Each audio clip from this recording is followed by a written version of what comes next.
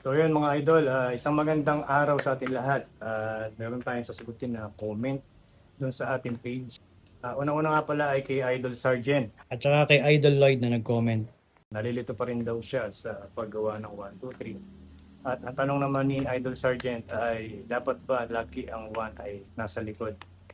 Ngayon, dito sa ginagawa ni Mrs. Ayan nga pala si Mrs. kasama ko sa paggagawa ngayon. Siya yung pinagde-defoliate ko ng puno para mabilis tayo sa trabaho. So itong puno na to ay isang puno ng hibiscus. Dito nyo makikita yung pinaliliwanag ko kung paano talaga.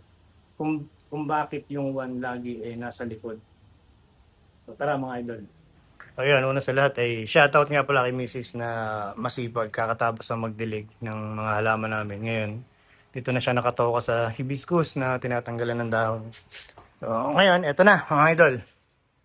So patungkol doon sa unang tanong ni Idol, so yan yung comment niya na sabi, dapat daw ba lagi nasa likod ang 1? So ngayon, eto na, sasagutin natin mga Idol. Ito kasi ay from cuttings at yung trunk ako yung nagsimula. So ayan, ngayon, tinan nyo mga Idol ito yung first branch niya. So sa first branch, ito yung 1. Nasa likod. Napansin nyo pag nasa front tayo, ayun o. Diba depth siya? So kita, okay. Ngayon, balik rin natin. Itong 1, dito natin patubuin. Dito pupunta yan mga idol, sa part na yan. So pag dito siya pumunta, ano mangyayari? Diba nasaraduhan natin yung front? So yun yung problema kapag yung number 1 secondary natin is nasa front, nasasaraduhan natin yung harap. Hindi nakikita yung flow ng trunk. Okay. So ito yung first branch.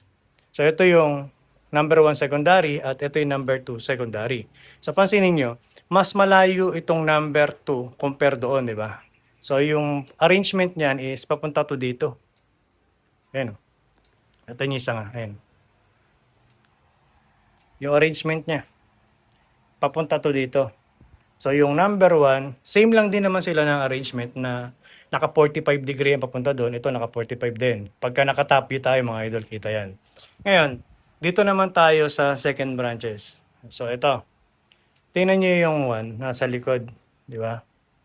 Ayun. So balik rin ulit natin yung 1. Dito natin patubuin. So babarahan na naman niya. So natatago ngayon yung tronco natin. So yung sinasabi ko, useless lang yung pagbili natin ng super na materyales kung tatakpan lang natin yung mismong tronco na maganda, di ba? So ngayon, siguro dun sa tanong na to nasagot ko na at sana nakatulong doon sa comment na yung 1 daw ba dapat laging nasa likod.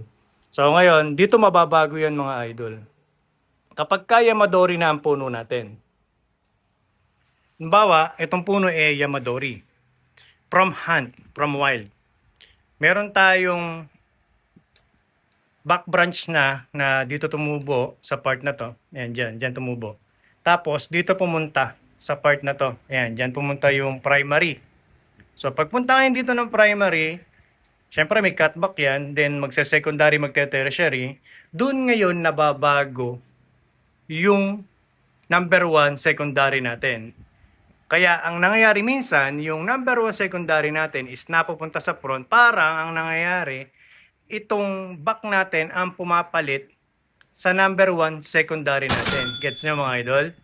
So ayan, maki-comment nyo mga idol kung naiintindihan nyo yan ha. So ito ngayon, pupunta ngayon to dito. Pagpunta ngayon dyan, so mawawala na ngayon tong number 1 secondary natin. So doon nababago yung pag-layout ng ating material kung ikaw ay nagsimula sa cuttings, seedlings, or Yamadori from wild, di ba? So, same din sila dito mga idol. Sa second branches, ganun yung nangyayaring scenario. Once na meron kasing back branch na uli dito, normal na yung atin na number 1 secondary is dito na pupunta. So, lumalayo na siya. Napansin nyo mula dito. Ayan. Ito yung primary. Dito na siya tutubo, kaya okay lang kasi nandito na rin siya. Ang kaibahan lang kasi, yung back branch natin, meron na siya na pumalit sa number 1 secondary natin. So, ganun yung proseso. So, ngayon, Dahil ito ay from cuttings, kung titignan nyo, ito yung front niya. Ito yung sinasabi ko natin yung movement. Ayan. Kita siya, di ba? Hindi hinarangan. So, walang eye poking. So, pagdating ngayon dyan, okay na yan. Kita na yung movement niyan. So, pagdating naman dito, binarahan na natin. Ayan. Sinaraduhan na natin yan. Pero, syempre, may mga negative space yan na sumisilip sa loob para makita pa rin yung loob. Hindi yan saradong-sarado, di ba? So, meron tayong mga negative space na ginagawa sa puno. Kagaya ng puno na yan. So, ngayon, sa pag-arrange naman ng sanga na sinasabi ko lagi na hindi rin naiintindihan ng iba na kahit pilit kong pinaliliwanag na gusto ko talagang matutunan yung mga idol. Kagaya nito, ito yung front natin. Ito kasing major natin na to. Yan. Nakaturo yan ng 4 o'clock. So, ito namang second branches na to ay nakaturo naman yung major niya ng 8 o'clock. So, ito naman ngayon, nakaturo ito ng 4 o'clock. 4 o'clock yan. So, ito, nakaturo to ng 8 o'clock. Lahat ng nasa front, yun lang yung magiging pwede nyo comparison para yung mga pag-akit ng sanga, hindi na kayo malito. Halimbawa, ito yung isang 4 o'clock, tapos ito yung 8 o'clock. So, sa madalit salita, nasa gitna ito. Diba? So, kung ito nasa gitna, pagdating sa taas, may pads na naman dito. Ito, 4 o'clock na naman to. Tapos ito, 8 o'clock na naman to. Diba? So, ito ngayon, nasa tapat nito. So, yung peel up na sinasabi ko, yun yung ibig sabihin, pinipila pa natin. Ngayon, kaya tayo merong clocking position branches para ma-guide ng tama yung ating mga sanga.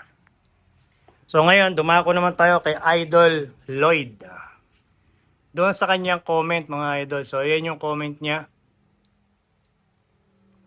Hanggang ngayon daw, nalilito pa rin siya sa 1, 2, 3 branching ko.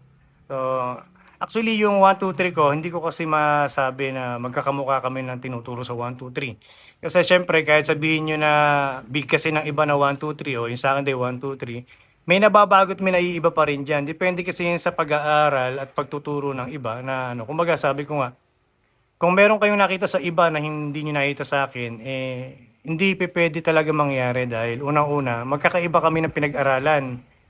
So, ang number one lang natin na magagawa dyan is respetuhin natin, huwag tayo magsama ng loob sa kanila o kaya maling kaisipan sa pagbobonsai. Kasi the more tayo sumasaya sa ginagawa natin, iyon yung tama na gawin natin sa pagbobonsai. So, ito na, Idol Lloyd, yung 1, 2, 3. Ito yung 1 secondary. Yan. Ito naman yung number 2 secondary. So, ito naman yung number 3 secondary. Nasa gitna siya. Ayan. Ito. 1, 2, 3. So, ayan. 1, 2, 3 secondary. And then, pagdating naman sa, siyempre, malaki yung puno natin, palalaparin natin yung pads mo, di ba?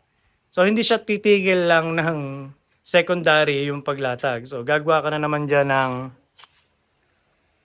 1, 2, 3 tertiary. 1, 2, 3 tertiary. 1, 2, 3 tertiary.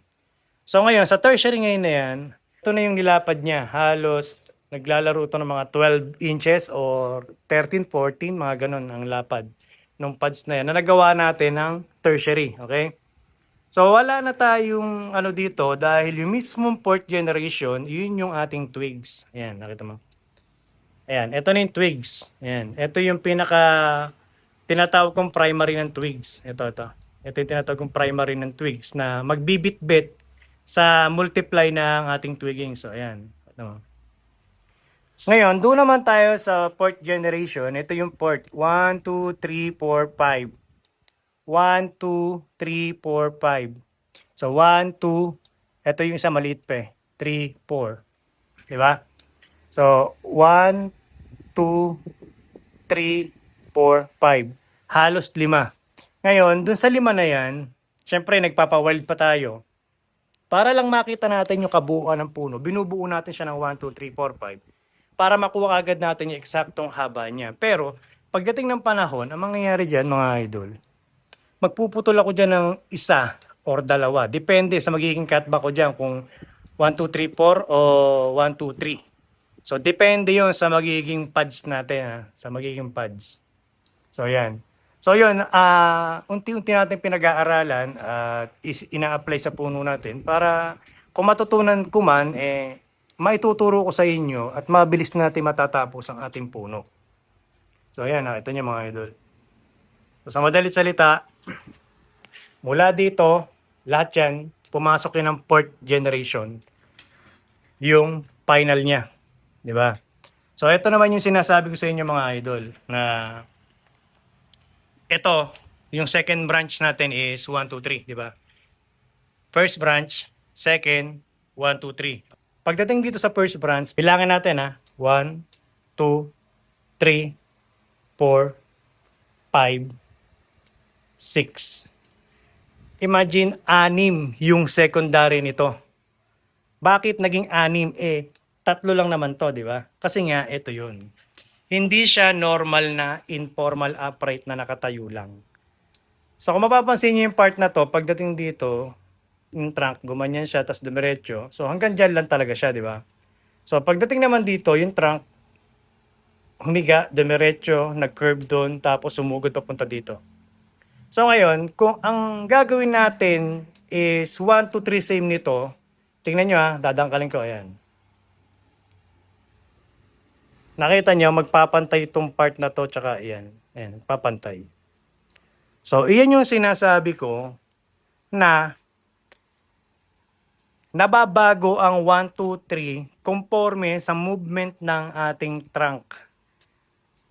Kung malalim kagaya niyan, ito malalim to Ayan, di ba? So, dun nga nababago yung mismong 1, 2, 3 branching natin. So yun lang mga idol, sana naintindihan nyo itong paliwanag ko sa 1, 2, 3 at dun sa number 1 secondary at sana nakatulong sa inyo ang video na to. So maraming salamat sa inyong suporta. Ayos ba? Iyong.